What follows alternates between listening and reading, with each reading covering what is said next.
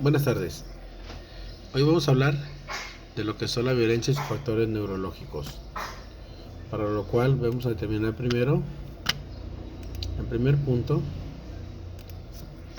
¿qué es la violencia? ¿Qué se entiende como la violencia? Para lo cual vemos que enfrentar la violencia exige una clarificación conceptual de lo que es por ella. Tarea difícil por su carácter ubicuo y multiforme, ya que ofrece muchas facetas que han sido motivo de análisis y proposiciones de muchas disciplinas con sus particulares puntos de vista.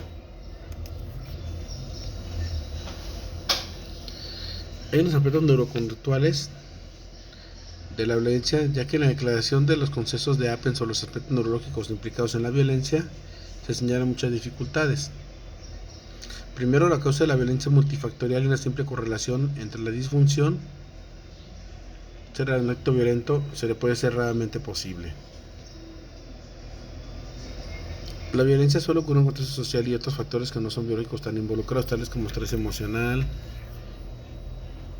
pobreza, promiscuidad, alcohol y otras drogas, abuso infantil, desintegración familiar, etc.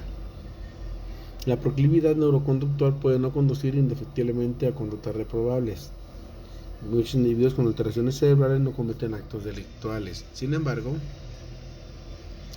el segundo problema nos apunta a que muchos estudios de literatura son retrospectivos o simplemente anecdóticos en el tamaño de la muestra, son reducidos y con frecuencia inconsistentes. Tenemos un problema para poder tener dichos factores, de que es la multiplicidad de los casos y la multiplicidad de factores, es decir, no hay un patrón único que seguir, sino que depende de diversos factores.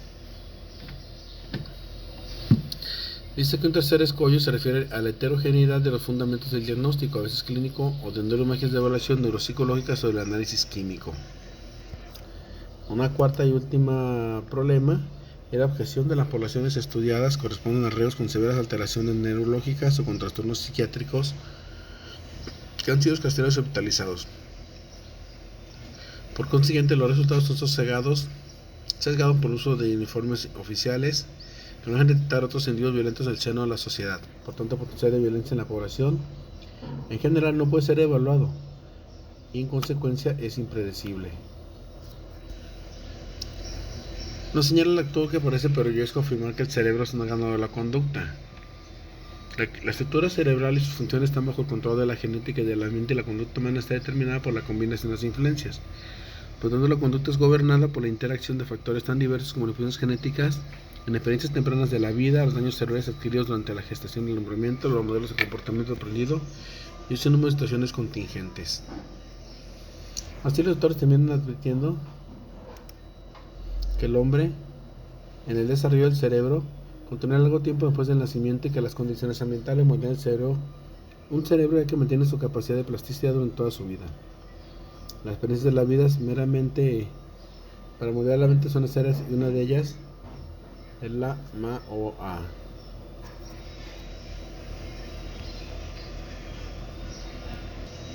Esta es la MAOA es la monoamina oxidasa tipo A. Así los estudios de Nelson Nicole del Hospital General de Massachusetts junto con la Universidad de Johns Hopkins University en la publicación de Nature de noviembre del 95 expresan que el óxido nítrico, además de sus funciones en el endotelio, vasos sanguíneos y de los macrófagos, se encuentran con un neurotransmisor de alta densidad a las áreas que controlan la emoción.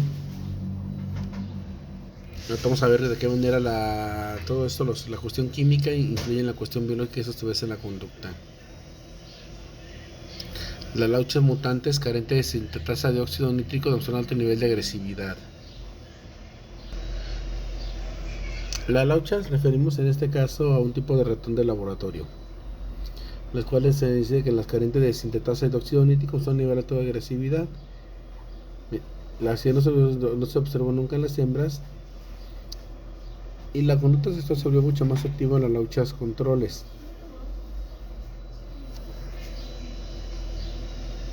No tanto entonces la violencia y la esquizofrenia. La relación entre estas dos se ha utilizado a través del diseño de diversas metodologías y se estima que un 20% de los pacientes de la primera hospitalizados han tenido un comportamiento violento que ha amenazado la vida de la víctima. Así, un estudio en Suecia demostró que los esquizofrénicos cometen crímenes violentos 4 veces más que la población general. Otra investigación demostró que las condenas criminales en esquizofrénicos hombres era el doble de otras poblaciones con cuadros mentales y que las mujeres eran culpables de crímenes violentos en mayor número que los controles. Es que en Australia se estudió un grupo de esquizofrénicos, uno que hospitalizado y otro que no, y ambos grupos eran significativamente más condenados por conductas violentas o agresiones sexuales.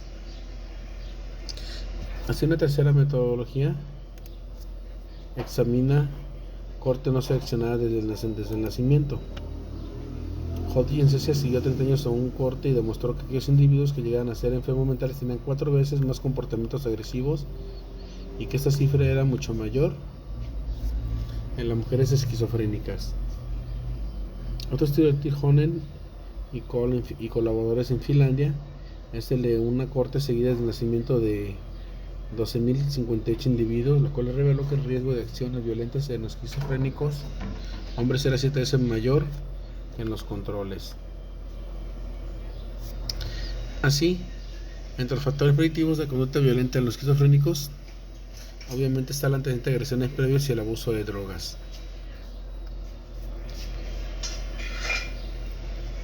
Entonces reseñamos pues que los tipos de violencia principales pueden ser de género, trabajo sexual y la terrorista.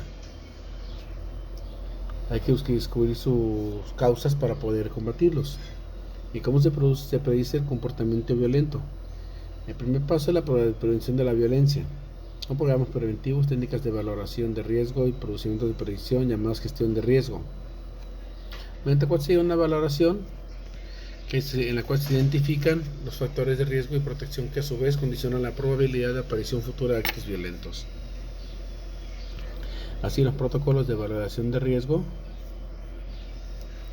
de violencia generan información valiosa sobre la probabilidad condicional que lleva junto a la de preparar maneras de actuar para controlar o reducir este riesgo.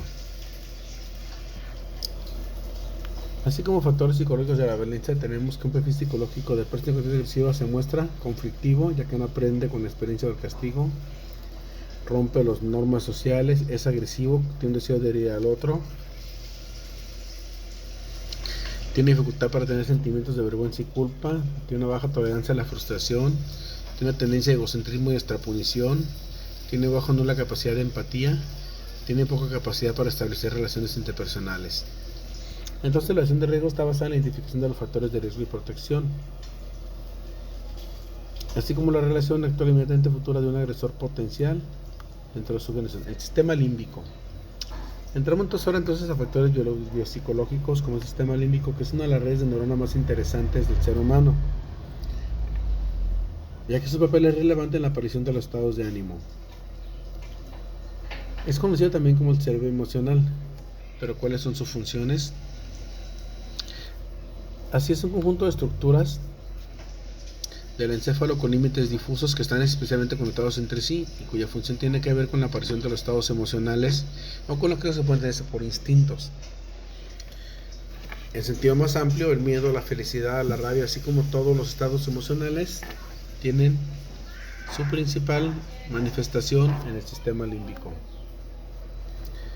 Así pues, el centro de la utilidad del sistema límbico está en las emociones, aquellos que vinculamos con lo irracional. Pero lo que ocurre en el sistema límbico afecta a muchos procesos que no se asocian con la carga emotiva del ser humano, como la memorización y el aprendizaje. Tenemos aquí una imagen de lo que es el sistema límbico, cómo se conforma el cuerpo calloso, que está al exterior del cerebro, el área septal, el hipotálamo, el tálamo, el hipocampo, la amígdala y el mesencéfalo. Así, en el aprendizaje, vamos a ver que el sistema límbico, hace más de 200 años el filósofo inglés Jeremy Bentham, uno de los padres del utilitarismo, propuso la idea de una manera de calcular la felicidad basándose en una clasificación de criterios para diferenciar el dolor del placer. Y a partir de ese cálculo se puede saber lo útil o poco útil de cada situación dependiendo de lo feliz que nos hiciera según la fórmula. Simplificando mucho, se puede decir que el sistema límbico De un modo que porciona Bedham, es algo así como un juez que determina lo que merece ser aprendido y de cómo va a ser memorizado dependiendo de las sensaciones placenteras o dolorosas que producen cada situación. Es decir, el sistema límbico depende del modo en que se aprende el valor positivo o negativo de cada una de las experiencias que se viven. Además, el modo que el sistema límbico influye en la manera de aprender, irá teniendo repercusiones en la personalidad. Como ejemplo tenemos un ratón que ha pasado por condicionamiento operante y ha llegado a asociar la acción de mover una palanca con la aparición de comida. O el caso pues del perro de Pavlov, quien aprende que mover la palanca está bien gracias a las estaciones placenteras que le produce ver la comida y probarla. Es decir, se fundamenta en algo basado en la euforia de descubrir un trozo de queso cuando se tiene hambre y en las sensaciones agradables que produce comerlo. En los seres humanos también hay aquellas situaciones en las que el placer queda más subliminado de manera compleja, como lo que siente por escuchar un recital, ver un atardecer, etc. Bien, las partes del sistema límbico. El sistema límbico no es exactamente una región anatómicamente exacta del encéfalo, sino que es una red de neuronas distribuidas por el cerebro y que quedan mezcladas entre muchas estructuras diferentes. Pero sí podemos señalar partes como serán las siguientes. El hipotálamo, que es una zona del encéfalo más involucrada en la regulación de emociones, por su conexión con la glándula pituitaria y por lo tanto con el sistema endocrino. El hipocampo, que tiene una función muy importante en los procesos mentales relacionados con la memoria, tanto en la emisión de experiencias como de recuerdos. La amígdala, que está situada al lado de cada hipocampo, las amígdalas, que son dos, y por lo tanto hay una en cada una de los hemisferios del cuerpo. Su papel está relacionado con la respuesta emocional aprendida que despierta en ciertas situaciones y por lo tanto involucradas con el aprendizaje emocional. La corteza prefrontal, que es en los límites del cerebro límbico, se encuentra la corteza, que es la válvula de salida de las órdenes emocionales, y las zonas del lóbulo frontal, las cuales son encargadas de la planificación y creación de estrategias. Y entonces ya hemos hablado antes de lo que era un cerebro emocional. Pero entonces es correcto hablar de ya que en la cultura popular existe la idea de que el cerebro tiene una parte emocional y otra racional.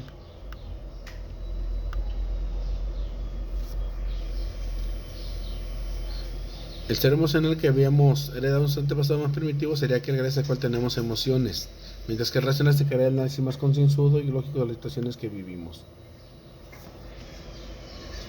Pero como vemos, el sistema límbico está conectado con otras áreas del cerebro, no directamente con las emociones, por lo cual la idea que tenemos de un cerebro emocional es en buena parte una manera excesivamente imaginaria de entender esta red de conexiones. Además, habla de un cerebro emocional para contraponer este concepto en la idea de un cerebro racional. Sin embargo, en el caso del sistema límbico, al menos sabemos que es un conjunto de estructuras bastante antiguas en nuestra línea evolutiva, de manera biológica.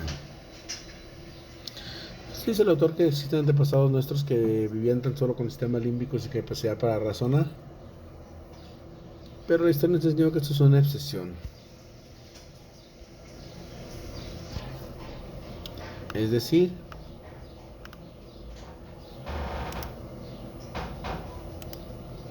aquello que llamamos racionalidad es más un producto de la historia que el fruto de un conjunto de estructuras cerebrales.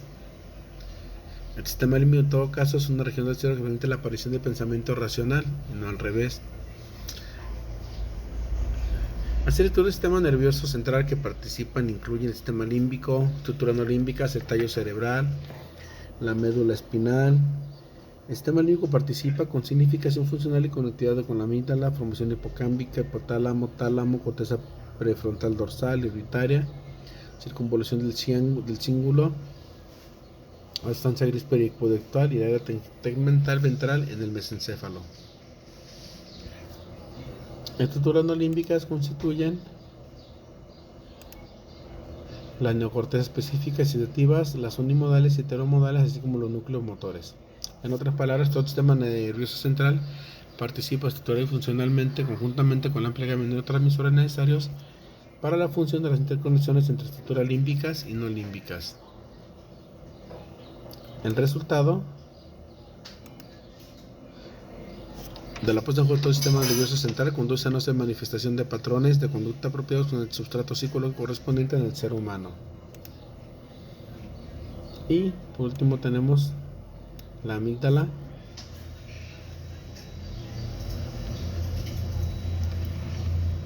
una cuyas funciones incluye a la memoria emocional y que es indudablemente la estructura básica en la elaboración de los estímulos a los que se enfrenta el individuo y a la generación de las respuestas emocionales a cada una de las experiencias agradables o desagradables, intrínsecas o extrínsecas, que ingresan al sistema nervioso central. Bien, con esto sería todo, terminamos la sesión y agradezco su participación y hasta la próxima.